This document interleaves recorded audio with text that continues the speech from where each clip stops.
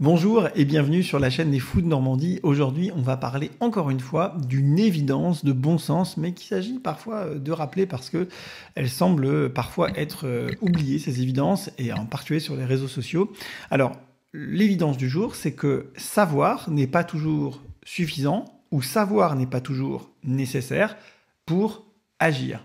Alors, ne vous moquez pas de moi, voilà, c'est évident, mais exemple concret, il y a plein de gens qui savent qu'il faut faire 1 heure de sport par jour pour être en bonne santé.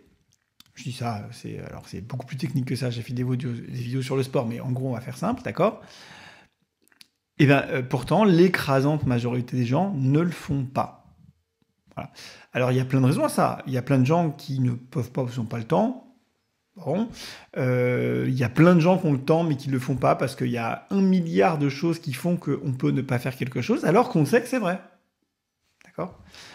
Et savoir n'est pas forcément nécessaire pour faire quelque chose, parce qu'il y a plein de gens qui connaissent rien à la biologie, à l'effet positif du sport sur machin, je sais pas quoi, mais juste ils aiment bien ça, ils se sentent bien, ou alors ils ont l'habitude d'en faire depuis qu'ils sont jeunes et ils continuent. Donc savoir, la connaissance n'est pas ni toujours suffisante, ni toujours nécessaire pour faire ou ne pas faire quelque chose. C'est comme ça. Ça s'appelle l'être humain, parce que l'être humain, eh bien, parfois, il a aussi des émotions, il a aussi des contraintes, et en fait, les choses sont complexes. Voilà, excusez-moi d'avoir rappelé cette évidence. Mais pourquoi je l'ai rappelé? Parce que j'ai vu un truc sur Twitter qui est très partagé, très commenté, et donc c'est affiché sur mon fil, et c'est un docteur qui tweet ça. Les infirmières de service Covid, entre parenthèses non-réa, donc des infirmières qui voient beaucoup de patients Covid, malades et tout, qui nous demandent si on a des Covid vaccinés en réa. Donc des infirmières de non-réanimation qui voient des patients Covid, elles disent au docteur de réa, est-ce que vous avez des Covid qui ont été vaccinés? En gros, est-ce que le vaccin protège contre le Covid, notamment le fait d'aller en réa à cause du Covid? Et donc, je poursuis.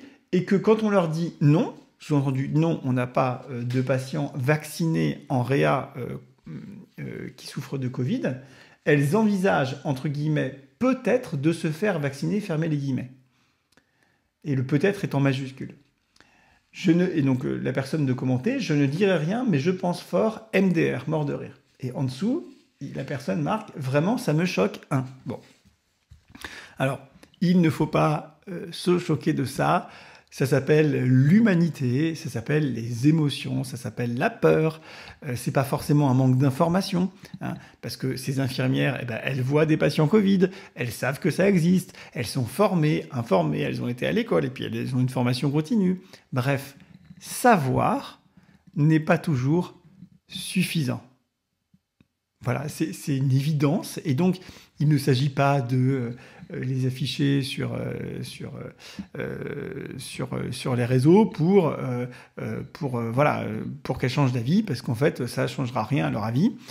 Il faut être pédagogue, et moi j'essaie de l'être avec ceux qui pensent que savoir est suffisant. Eh bien, je vous le dis avec beaucoup d'amitié, eh bien, savoir n'est pas suffisant. Voilà, alors je sais, vous rigolez derrière votre écran, vous dites, non, mais vous le savez, mais il faut vraiment comprendre que il y a des gens qui ne fonctionnent pas comme ça, c'est-à-dire qui pensent que, voilà, comme on le sait, eh bien, il faut le faire. Voilà, c'est comme ça existe, c'est minoritaire comme comportement, ça a aussi des avantages sur certains aspects, ce type de comportement, ça fait partie de la neurodiversité. Et puis il y a aussi ce même comportement, un petit peu de mépris, un petit peu de machin. Il peut être aussi expliqué par quelque chose qui est finalement faussement incompris par la personne qui critique, c'est la peur. C'est-à-dire que peut-être que la personne qui critique les infirmières qui ne se vaccinent pas parce qu'elles ont peur, peut-être qu'elle les critique, cette personne qui critique les infirmières, peut-être qu'elle les critique de manière aussi enfantine, parce que justement elle a peur. Et comme elle a très peur, elle oublie le bon sens, et elle oublie que savoir ne suffit pas. Vous voyez ce que je veux dire? Donc c'est rigolo parce qu'en fait, c'est quelqu'un qui a peur et donc qui oublie le bon sens, qui est que savoir ne suffit pas, qui reproche à d'autres personnes qui ont peur de ne pas se faire vacciner. Bon, donc je dis pas que c'est ça pour le tweet en question. D'ailleurs, je vais pas citer le tweet parce que c'est pas le sujet. Mais vous voyez ce que je veux dire? Enfin, ça se trouve, c'est ça en fait. Ça peut être plein d'autres choses qui amènent à faire ce genre de tweet.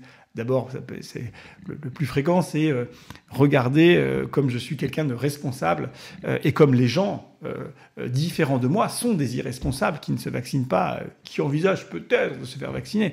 Mais bon, il y a évidemment ça, c'est très, très, très tendance en ce moment partout et sur les réseaux de dire regardez comme je suis responsable face à ces gens irresponsables. Bon.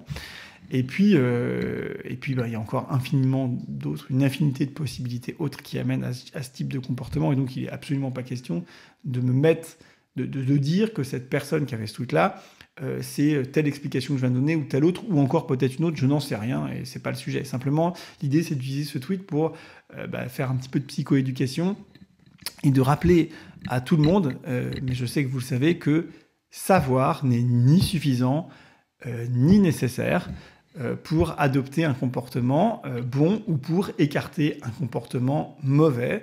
Parce qu'en fait, nous, il y a plein de choses qu'on sait et qu'on sait qu'on devrait faire et qu'on n'arrive pas à faire. Et il y a plein de choses qu'on sait qu'on ne devrait pas faire et qu'on fait quand même. C'est la vie, ça s'appelle un être humain.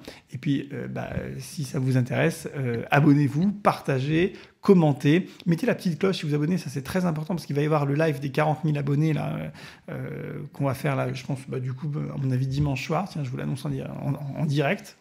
Et puis, à très bientôt.